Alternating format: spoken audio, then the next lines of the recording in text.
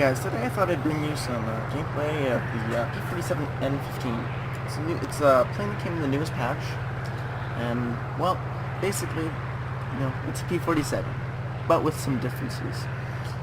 And yesterday, after squadron battles and after I got this thing mostly upgraded, we were doing 1v1s against the G6, a 109 G6, and this thing can outturn it. Yes, it's a P-47 that can turn fight. Don't ever do it.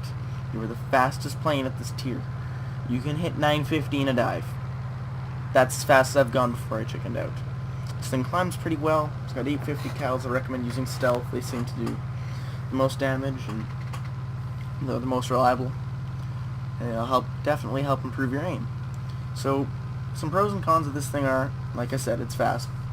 It does climb well for a P-47, but it doesn't match anything else at this tier. It gets an air spawn, which is very useful in a plane like this. I still do recommend side climbing. You won't see me doing it in either of these two replays, but you can live with that.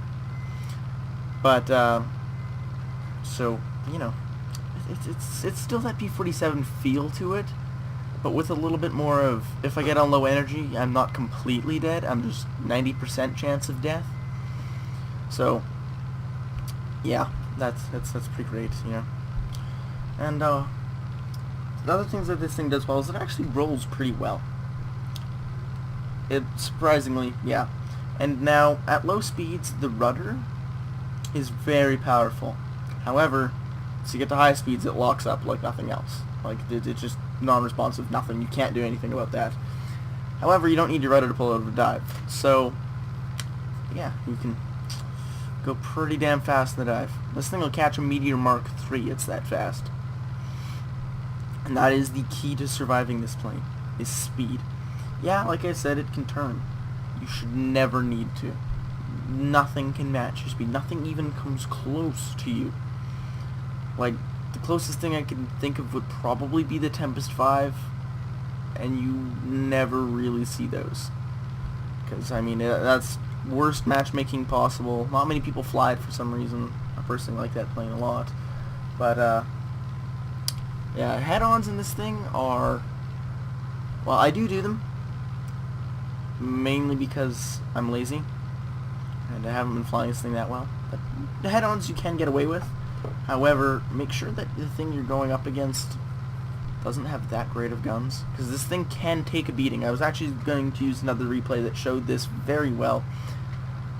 However, micro patch came, and that replay is no longer useful. So, yay micro patches. Woo. So that's that. Whatever. So I have two different replays then that I'm going to use. So always try to be about 1,000 meters above anybody that you're engaging. In this case, it wasn't really, because, like I said, I don't side climb, because even though I know I should, I'm just lazy. But head-ons you can make work.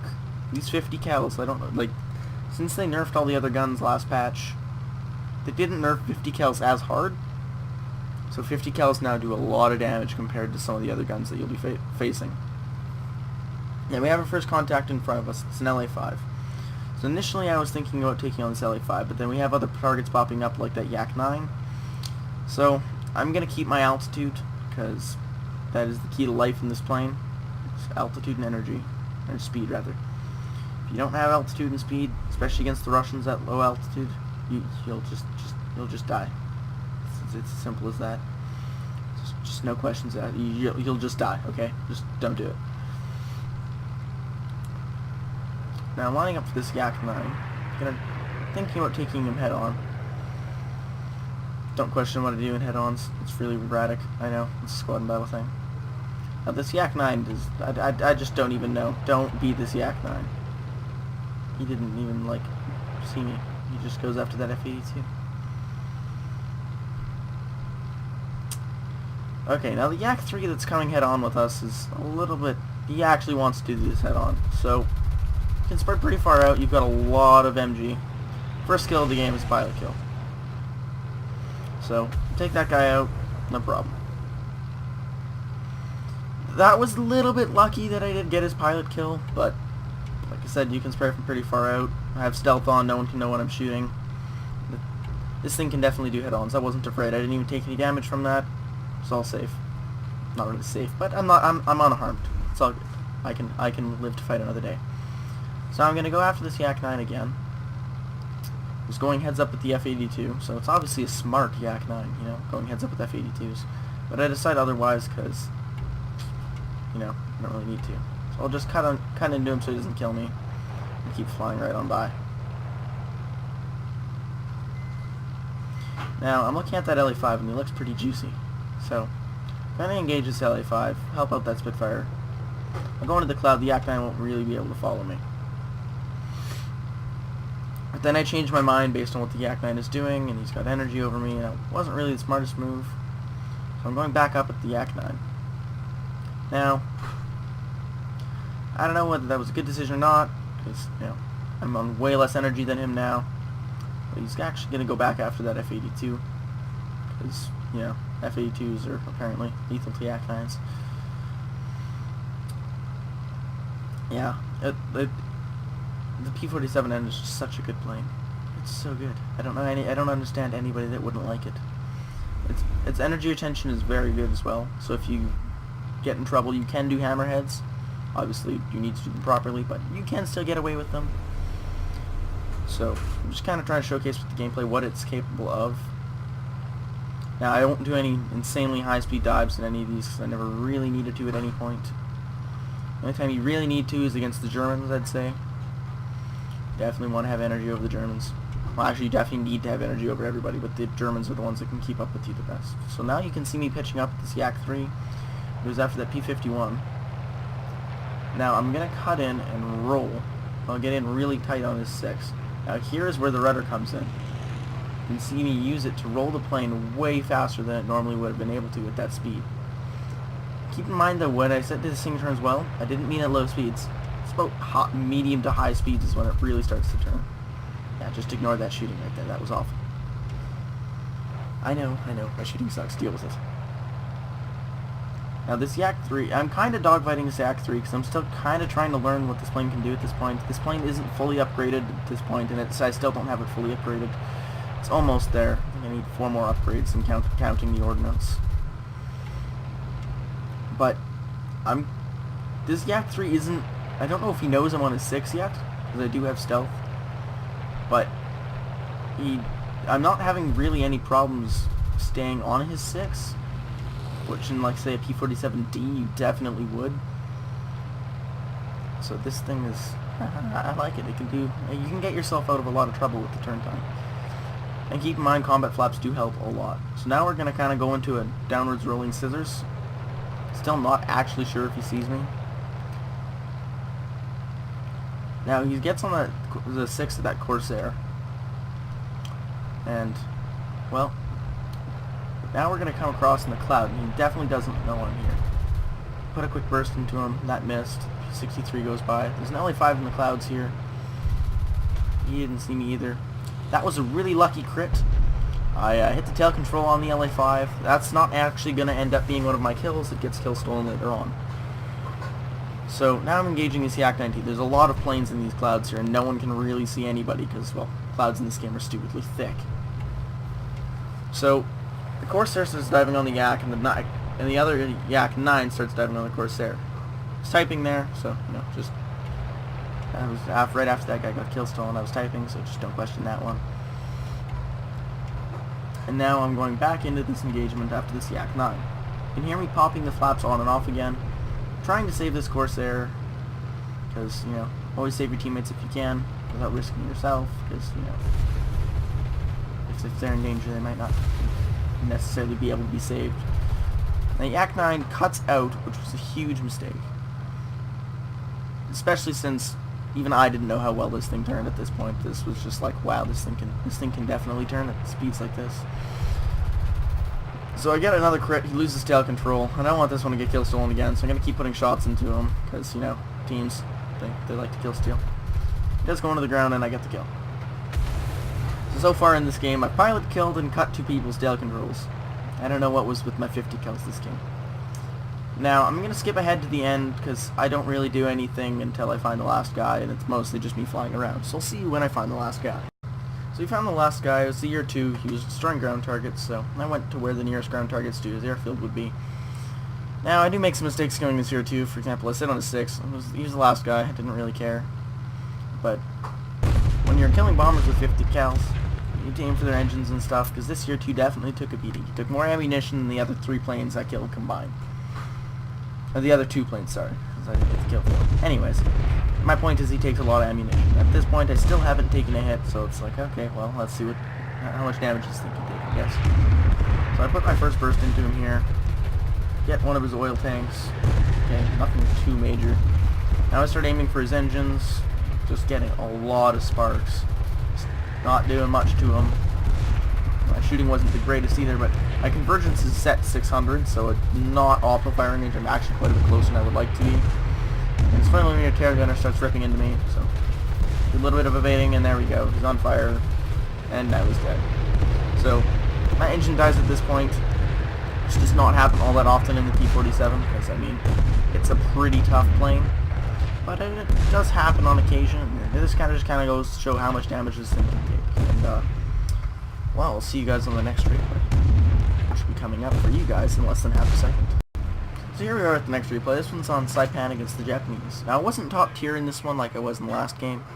There's a couple of 5.3s out there, and the Japanese don't have any 5.7s, so that was the worst we could fight, was like A6M5s and stuff like that. Nothing too major. But now that I get in the introduction, this replay, I'll meet you guys when I start to engage things, because, you know, watching me climb when I have nothing to say is not that exciting.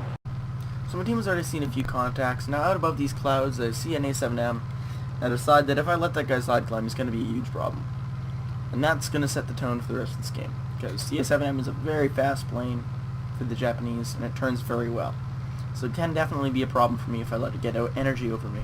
I will be able to beat it in a dive, but still hadn't really felt one out before. No, it was the premium A7M, so I know it's upgraded. But I decided instead to go after this A6M3, because the A7M was way out there and this guy's a lot closer. And this guy's engaging a friendly Corsair, the 1C variant, I believe. And so I decided I'm going to go help this Corsair out. So the Corsair goes head on. Yeah, bad aiming alert inbound. Just close your eyes and don't watch this part. So I miss all my shots because I'm awful. So then I go back up into the vertical, and the Corsair starts turn fighting the Zero. And at this point I'm just like, I should just let the Zero kill this guy. I mean, come on. But then the Corsair does dive out, which means I'll have to sacrifice more energy to save him, but I'll still be able to save him. He's not a lost cause completely. So he starts running down, and then here's where the high dive speed comes in. I mean, I'm already at 500 kilometers an hour IS, now 600. But this thing will gain speed so quickly in a dive. I won't have any problems catching this Japanese Zero, like 700 kilometers an hour now. I don't know, there's no other plane at this tier that can do that. The only thing that can even remotely keep up is the G14 and the Tempest 2.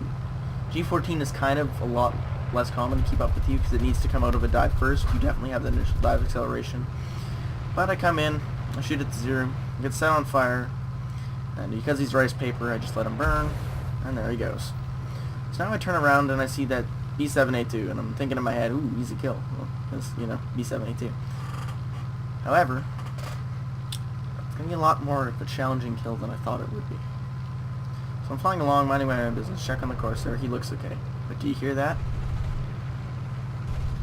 There's a Focke-Wulf behind me. Actually, it's not the Focke-Wulf, it is the A7M that I left alone earlier, coming back to regret that decision. So here we go.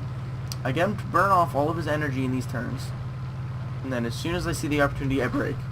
And at this point, I did not think I was going to live long, so I brake after the B7A2, and just start running at the B7A2, thinking that that guy's killed enough energy in those maneuvers that I should be able to get away from him. He had so much energy on me, he just burned it all when he overshot, trying to not let me kill him, obviously. So I see that Spitfire incoming, then I realize it's going the wrong way, so he's not going to be much help to me. So I'm just kind of, at this point, I don't really think I'm going to live. I'm just going to run down this B7A2, get the kill on it, and then we'll see where I go from there. Hopefully the A7 breaks off. So I'm chasing the B7A2 along the deck as fast as I can go to make sure I stay away from that A7M2. He won't catch me. I'm a lot faster at this point than he is, because he killed all of his energy.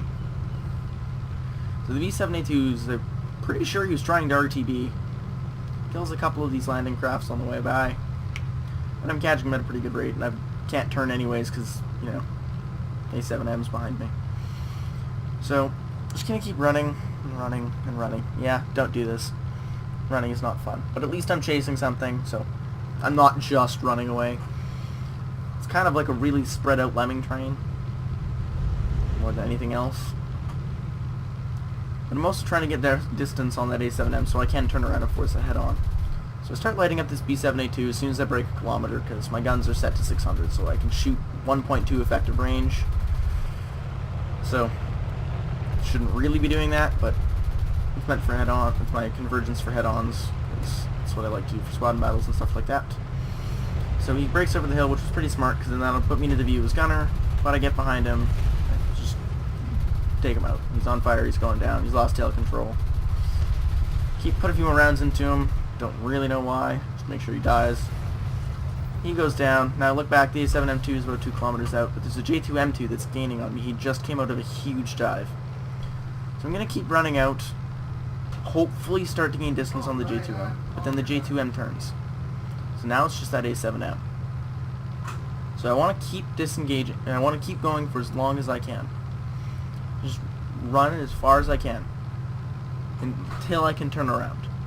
So once I can turn around, there's no point in running farther, because he's just going to keep chasing me.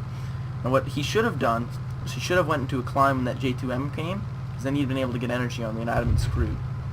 But instead, I get 2 kilometers distance, a little bit more. I'm starting to get lit up by the AA from their ships. And, well, if I keep flying straight, I'm going to get shot down by AA. And there's not much point in doing that. If I turn around, I can force a head on, hopefully, and maybe get a kill. So, that's just what I do. Any second now. Turn around. There we go. So, I turn around to force that head on with this A7M. Now, he could have broken got on my 6 and I'd have been screwed. But he commits to the head on, and I didn't really have any other options but to commit to the head on as well. We do end up taking each other out. So, 3 kills ain't bad. But that's just goes to show what you can do with the P-47-N. You can use its turn time to help you make an opponent overshoot and all that kind of great stuff. And we actually did go on to win this game. So, let me know what you guys want to see next, and what maybe I can improve on in my videos. See you next time.